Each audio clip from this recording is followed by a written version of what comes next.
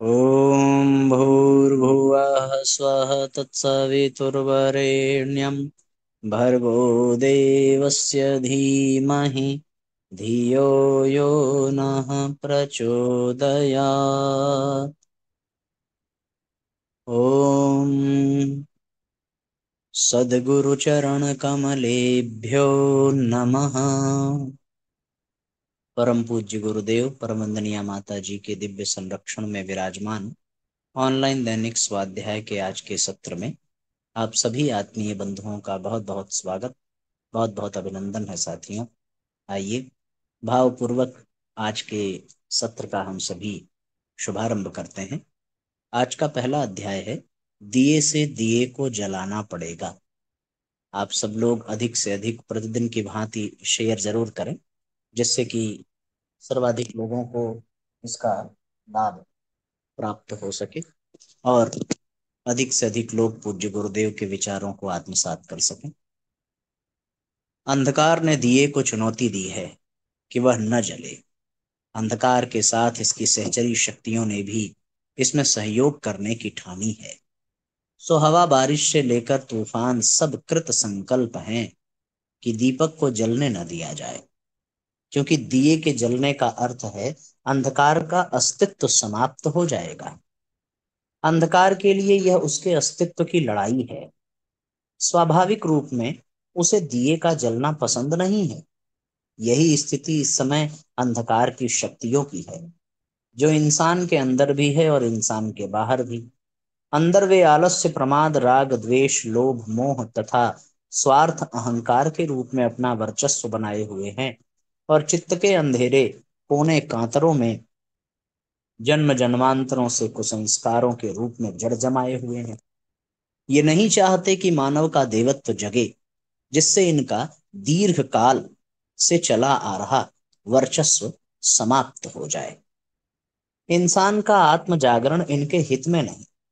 अंतर का यही अंधकार बाहर चापलूसी, मक्कारी, मूढ़ता, दर्प, दंभ एवं दुष्टता, धूर्तता के रूप में अपना मायावी साम्राज्य फैलाए हुए है, जो इससे भी आगे भ्रष्टाचार से लेकर हिंसा, अपराध, नशा, शोषण, अंधविश्वास एवं कुरीतियों के आसुरी आतंक के रूप में अपने पांव पसारे हुए हैं।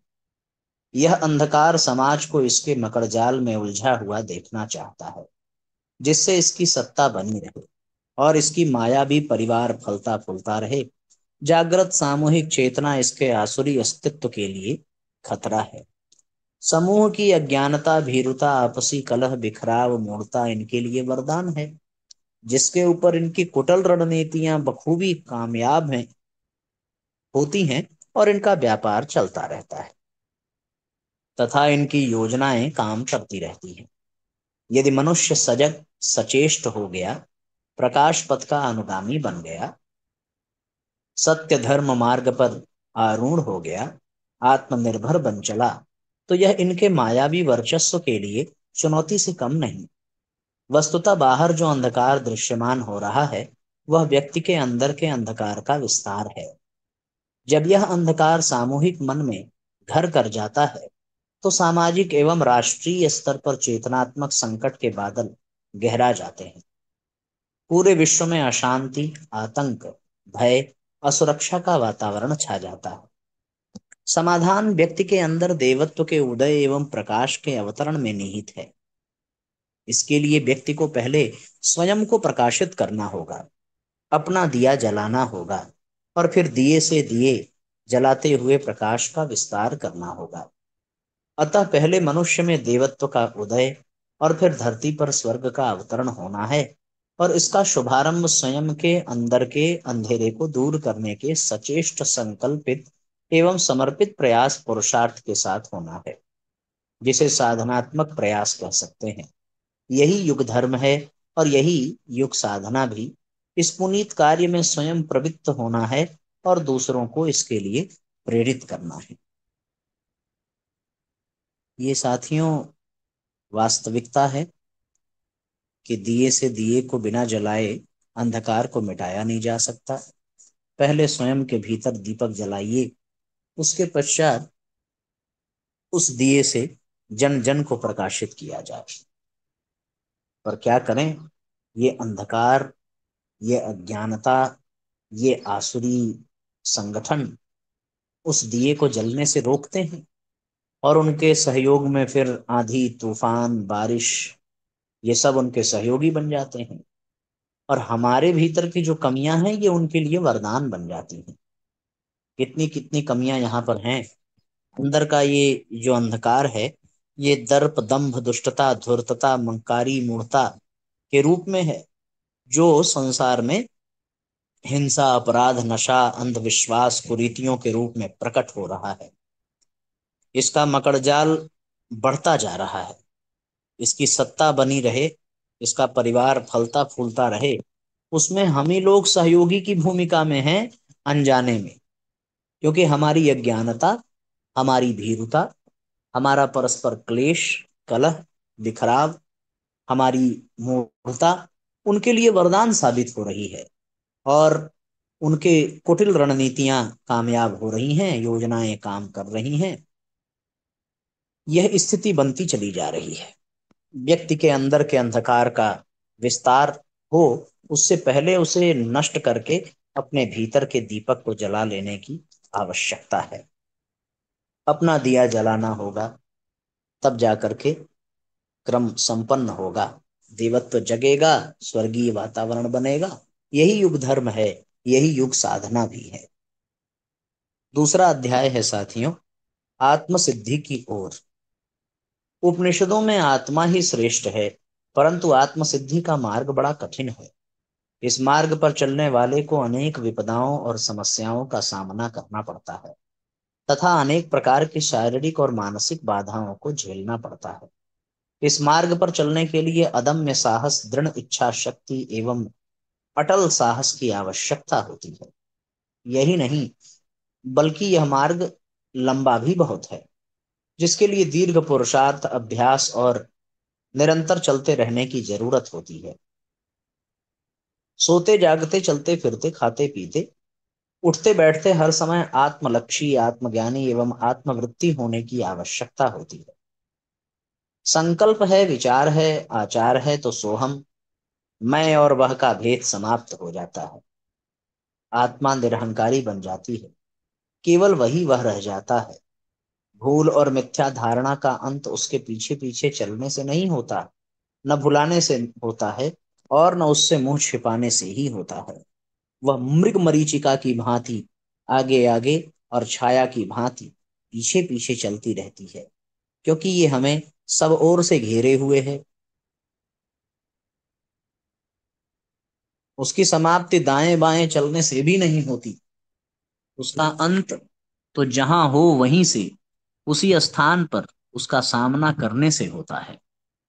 अज्ञान का अंत न तो संदेह में पड़े रहने से होता है, और न ही अनिश्चित मति से बने रहने से होता है। उसका अंत उसके मंतव्यों और ज्ञातव्यों को स्पष्ट और साक्षात करने से होता है। उसमें सत्य असत्य, हित अहित, निज पर का विवेक करने से होता है। बड़ी महत्वपूर्ण बात है साथियों। आत्मा सर्वश्रेष्ठ है ही, लेकिन उस आत्म तत्व को प्राप्त कर लेना ये बड़ा कठिन है। बहुत सारी शारीरिक और मानसिक बाधाओं को झेलना पड़ता है। इसके लिए अदम्य साहस चाहिए, पुरुषार्थ चाहिए, अभ्यास चाहिए, निरंतरता चाहिए, सक्रियता चाहिए। सदैव आत्मज्ञानी आत्मलक्षी आत्मवृत्ति होने की आवश्यकता है, जीवन के हर क्रियाकलाप में हर क्षण में। संकल्प है, विचार है, आचार है, मैं और वह, ये जो द्वैत भाव का भेद है ये समाप्त हो जाए। आत्मा निरहंकारी बन जाती है, केवल आत्म तत्व का ही भान रहता है। फिर मनुष्य देह भाव से ऊपर उठ जाता है। भूल और मिथ्या धारणा का अंत उसके पीछे पीछे चलने से नहीं होता, न भुलाने से होता है, न मुंह छुपाने से होता है।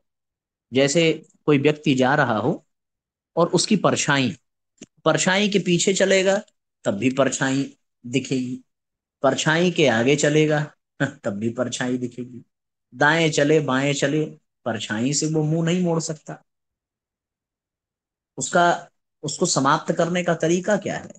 उसका अंत जहां हो वहीं से, उसी स्थान पर उसका सामना करने से है। परछाई के सामने तब तक चलना है जब तक परछाई समाप्त ना हो। अज्ञान का अंत संदेह में पड़े रहने से नहीं होता, उसके लिए निश्चित मति चाहिए, ज्ञातव्य मंतव्य स्पष्ट हो, लक्ष्य निर्धारित हो, विवेक का जागरण हो, तब जाकर ये संभव हो पाता है। मोह का अंत परंपरागत भावों की सिद्धि वृद्धि करने से होता है, तृष्णा और वासना को हृदय में बसाने से नहीं होता। मोह का अंत मुग्धाकार भावों की मूर्खता देखने, उसकी निंदा आलोचना और प्रायश्चित करने से होता है। उनकी गति का निरोध और संवरण करने से होता है, उन्हें अहिंसामय बनाने से होता है। इस तरह सांसारिक कारणों का अंत प्रवृत्ति से नहीं, निवृत्ति मार्ग से होता है। इसके साथ साथ यह भी सत्य है कि आत्मसिद्धि का मार्ग केवल निषेध, संवर और संन्यास रूप नहीं है,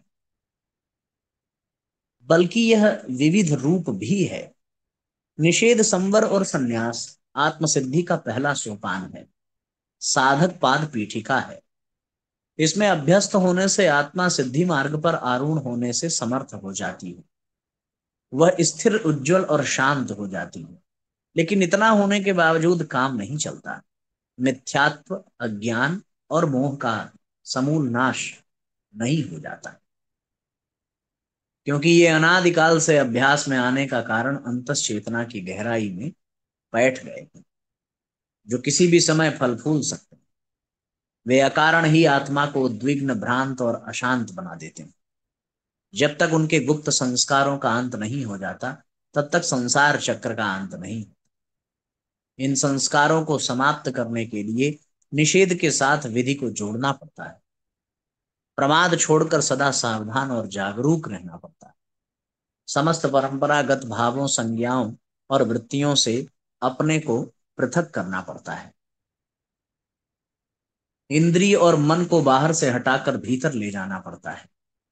अपने में ही स्वयं को जानना होता है, जाना होता है, ध्यानस्थ होना होता है। यह मार्ग आत्मश्रद्धा, आत्मबोध, आत्मचर्या का मार्ग है। सत्य पारमिता, प्रज्ञा पारमिता, शील पारमिता का मार्ग है। सत्य दर्शन, सम्यक ज्ञान और सम्यक चरित्र का मार्ग है। यह एक ऐसा मार्ग है जो गहरे से गहरे बैठे हुए संस्कारों को जीर्ण और विध्वंस कर उन्हें जागृत और सचेत बना देता है। आत्मसिद्धि का यह मार्ग किसी बाह्य विधि विधान, क्रियाकांड, परिग्रह, आडंबर में नहीं रहता। यह किसी भाषा, वाक्य या ग्रंथ में नहीं रहता। यह मार्ग साध्य के अनुरूप ही अलौकिक और गूढ़ है। यह त्रिशक्ति ही संसार की साधक है। यह त्रिशक्ति ही मोक्ष की साधक है। यदि कोई भेद है तो केवल इनके उपयोग का है, इनकी गति का है। यदि शक्तियों को बाहर से हटाकर अंतर्मुखी बना दिया जाए, इन्हें पर सिद्धि के बजाय आत्म सिद्धि में लगा दिया जाए, इन्हें बाह्य उद्देश्य बाह्य ज्ञान और बाह्य उद्देश्य आत्मज्ञान और आत्म पुरुषार्थ में बदल दिया जाए, तो यह त्रिशक्ति संसार के इस पार से उस पार के जाने वाली होती है। यह मोक्ष का आधार बन जाती है, मृत्यु के बजाय अमृत प्रदाता हो जाती है। यह त्रिशक्ति आत्मा में ही रहती है, आत्मरूप है ये। आत्मा ही साधक है, साधन है और साध्य है। आत्मा ही पथिक है, पंथ है और इष्टपद है। यह त्रिशक्ति एकता में रहकर ही सिद्धि की साधक है, अन्यथा नहीं। जिस प्रकार इनकी बाह्यमुखी एकता संसार की साधक है, उसी प्रकार इनकी अंतर्मुखी एकता मोक्ष की साधक है। संसार में किसी भी प्रकार की सिद्धि केवल उसकी कामना करने से नहीं होती, केवल उसका बोध करने से नहीं होती, बल्कि कामना और बोध के साथ पुरुषार्थ जोड़ने से होती है। परमात्म पद की सिद्धि केवल उसमें श्रद्धा रखने से, केवल उसे जान लेने से नहीं होती, बल्कि आत्म श्रद्धा और आत्मज्ञान के साथ आत्म पुरुषार्थ जोड़ने से होती है। जो साधक परमात्म पद को अपना उद्देश्य बनाता हुआ आत्मज्ञान से उसे देखता और जानता हुआ आत्म पुरुषार्थ से उसकी ओर विचरता है, वही सत्य मार्ग है, वही जीवन पथ है, वही धर्म है, धर्म मूर्ति है, धर्म तीर्थ है, धर्मावतार है। उसके समस्त संशयों का उच्छेद हो जाता है, सारी तृष्णाएं शांत हो जाती हैं।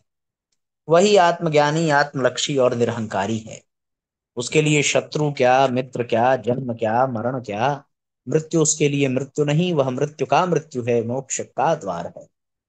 यह सब अनासक्ति, समर्पण और भक्ति भाव से ही संभव होता है। साथियों, ये बड़ा गूढ़ विषय है, पर वास्तव में जीवन के कल्याण के लिए अंततोगत्वा ये लक्ष्य तो पाना ही होगा। चाहे हमारी पात्रता इसके लिए आज बने, चाहे सैकड़ों वर्ष, सैकड़ों जन्म बाद बने, पर बनना तो यही है, होना तो यही है। जीवन की यात्रा का शुभारंभ हुआ है, तो जीवन का लक्ष्य संपन्न तो होना ही है।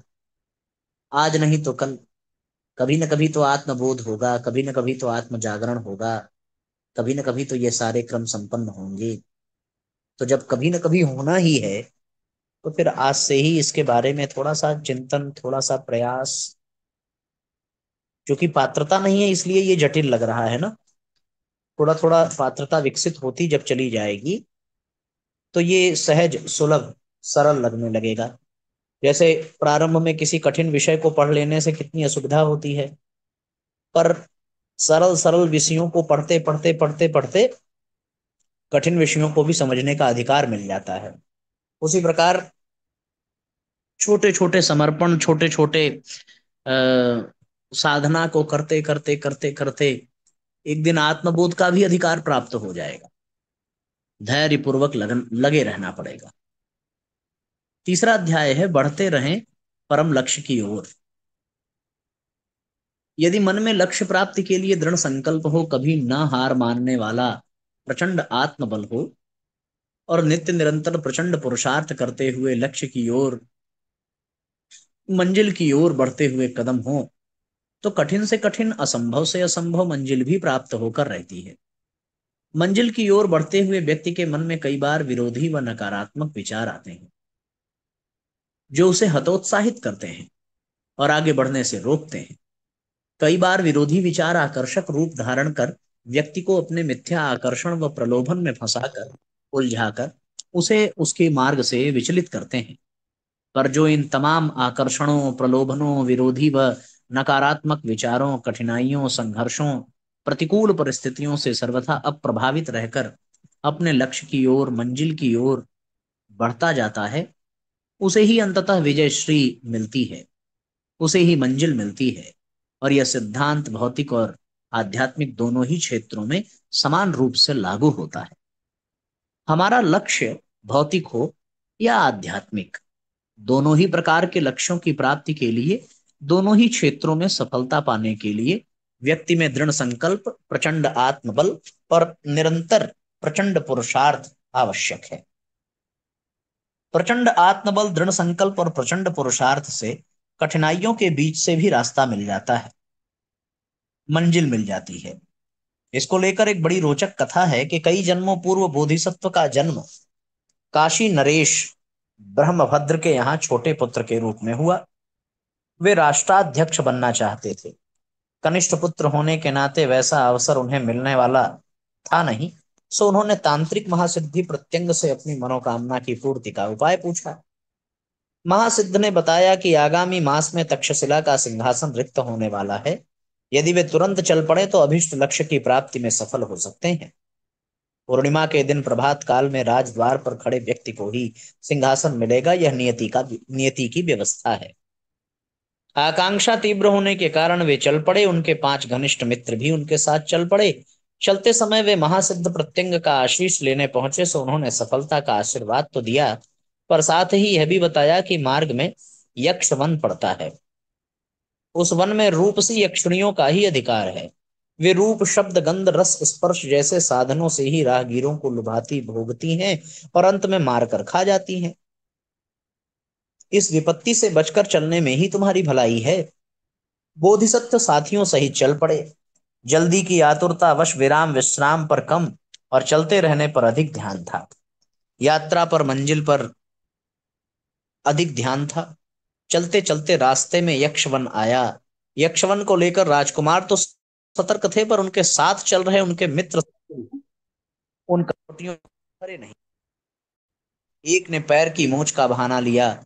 वह एक रूपसी के यहाँ विराम हेतु रुक गया। दूसरे दिन दूसरा साथी लुभावने शब्द जाल में जा बंधा। उसी प्रकार तीसरे चौथे पांचवें मित्र भी एक एक करके इन क्षणिक प्रलोभनों आकर्षणों में मोहित हो बंधते चले गए और अंततः एक दिन प्राण गंवा बैठे। पर संकल्प और प्रचंड आत्मबल के धनी बोधिसत्व किसी प्रलोभन में आकर्षण में फंसे नहीं, बधे नहीं, रुके नहीं और आगे बढ़ते ही चले गए।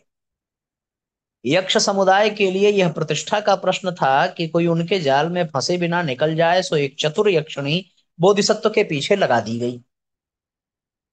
पर उसकी उपेक्षा करते हुए बोधिसत्व आगे बढ़ते रहे, यक्षिणी उनके पीछे चलती रही। राहगीरों के पूछने पर वह यक्षिणी बोधिसत्व के बारे में बताती, ये मेरे जीवन प्राण है। उपेक्षिता होने पर भी मैं छाया की तरह अपने जीवन प्राण के साथ चलूंगी। राहगीर बोधिसत्व को समझाते कि अपनी जीवन संगिनी की उपेक्षा करना कतई उचित नहीं है। राहगीरों के इस प्रकार समझाने पर बोधिसत्व उन्हें वस्तु स्थिति बताते तो भी कोई उनकी बातों पर विश्वास नहीं करता। यक्षिणी जब स्वयं को बोधिसत्व से गर्भवती हुई बताती, स्वयं को गर्भिणी असहाय कहती और विलाप करती, तो उसका पक्ष और भी प्रबल हो जाता। राहगीर भी उसे ही सत्य मान लेते। पर इन सभी झूठे प्रलोभनों आकर्षणों से अविचलित अप्रभावित बोधिसत्व अपने लक्ष्य की ओर बढ़े चले जा रहे थे। अंततः सभी कठिनाइयों को पार करते हुए, यक्षवन को पार करते हुए बोधिसत्व समय पर तक्षशिला पहुंच गए एवं मुहूर्त की प्रतीक्षा में एक कुंज में निवास करने लगे। किंतु तब तक यक्षवन की उस सुंदरी की चर्चा सर्वत्र दावानल की तरह फैल गई। ऐसा सौंदर्य किसी ने देखा नहीं था। ये खबर राजमहल तक पहुंच गई। राजा ने उस सुंदरी को देखा तो होशो हवास खो बैठे और उस यक्षिणी को पटरानी बनाने का प्रस्ताव रखा। एवं राजा ने उस यक्षिणी की यह शर्त भी मान ली कि राजमहल के भीतर रहने वाले सभी अंतःवासियों पर उसका अधिकार होगा। इस प्रकार जब यक्षिणी बोधिसत्व को लुभाने फंसाने में सफल नहीं हुई तो उसने बोधिसत्व को भुला दिया और नए अधिकार क्षेत्र में प्रवेश कर राजा को अपने मोह जाल में फंसाकर अभिष्ट लाभ उठाने में जुट गई। उसने यक्षवन में अपनी सभी सहेलियों को भी बुलावा भेज दिया और उसकी सभी सहेलियां भी राजमहल आधम की। सभी एक एक करके महल के घरों में रहने वालों के साथ लग गईं। वह एक एक करके सभी को छूछ निष्प्राण बनाती गईं और अंततः उन सबको उद्रस्त कर गईं। इस प्रकार नियत मुहूर्त से एक दिन पहले ही राजमहल का घेरा अस्थि पंजरों से भर गया।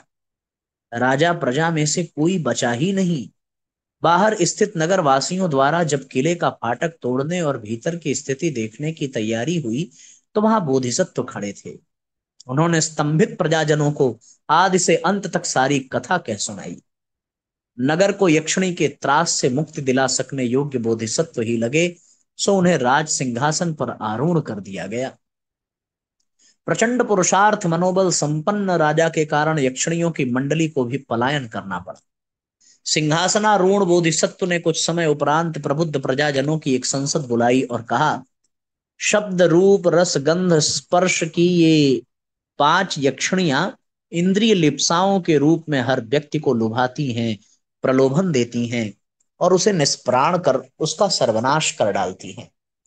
पर जो उनके प्रलोभनों में नहीं फंसते वे सर्वत्र विजयी होते हैं। शब्द रूप रसगंध स्पर्श के रूप में इंद्रिय लिप्साओं का जिस किसी भी व्यक्ति पर आधिपत्य होगा उसका सर्वनाश होकर रहेगा और जो इन इंद्रियों लिप्साओं से मुक्त रहेगा वही सर्वत्र विजयी होगा। उपरोक्त कहानी का सार संदेश यही है कि जो इंद्रिय लिप्सा वासना कामना के आकर्षण प्रलोभन मोह जाल में फंस जाता है वह अपनी शारीरिक मानसिक ऊर्जा जीवन ऊर्जा का सर्वनाश कर डालता है।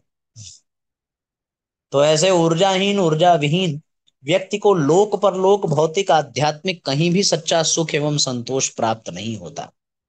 अस्तु हमें बोधिसत्व की तरह दृढ़ संकल्प के साथ अपने जीवन के परम लक्ष्य की ओर अग्रसर होते रहना चाहिए। जीवन पथ पर चलते हुए परम लक्ष्य की ओर बढ़ते हुए हमें भी यक्षवन अर्थात इंद्रिय लिप्सा के आकर्षणों और प्रलोभनों के बीच से गुजरना होगा। यदि हम उन आकर्षणों प्रलोभनों से अविचलित रहते हुए अपने परम लक्ष्य की ओर बढ़ते रहे तो बोधिसत्व की तरह हमें भी हमारी मंजिल एक न एक दिन मिलकर रहेगी। इसमें कोई संशय नहीं, कोई संदेह नहीं। जो मार्ग पर चलता जाता है बढ़ता जाता है उसे उसकी मंजिल मिल ही जाती है। अतः हम भी उस मार्ग पर उस पथ पर अविराम चलते रहकर तो देखें।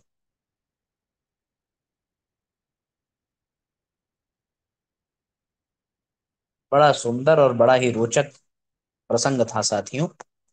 भीष्म पितामह महाभारत के रण में हत हुए तो काल उनको लेने आया। भीष्म अत्यंत पुण्यात्मा थे। उन्होंने काल को धुतकार कर भगा दिया। मैं कर्म युक्त हूं, तेरे अधीन नहीं हूं, तेरे बुलाने से नहीं जाऊंगा। जब मेरे भगवान मुझे लेने आएंगे तब जाऊंगा। भगवान श्री कृष्ण सायंकाल उससे मिलने पहुंचे। तब तक सरसैया बन चुकी थी, उनके रोमकूपों से रक्त बह रहा था।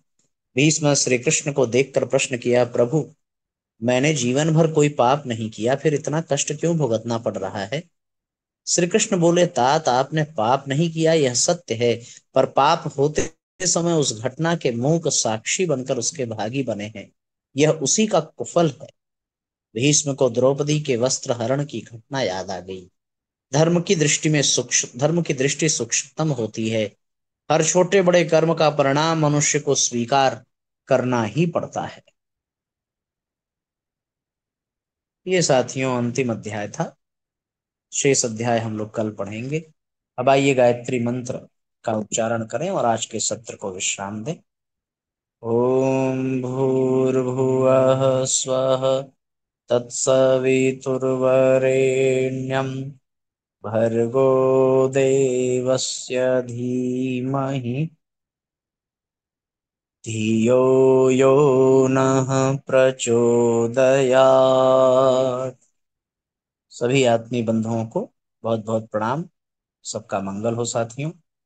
जय राम जी की। शुभ रात्रि।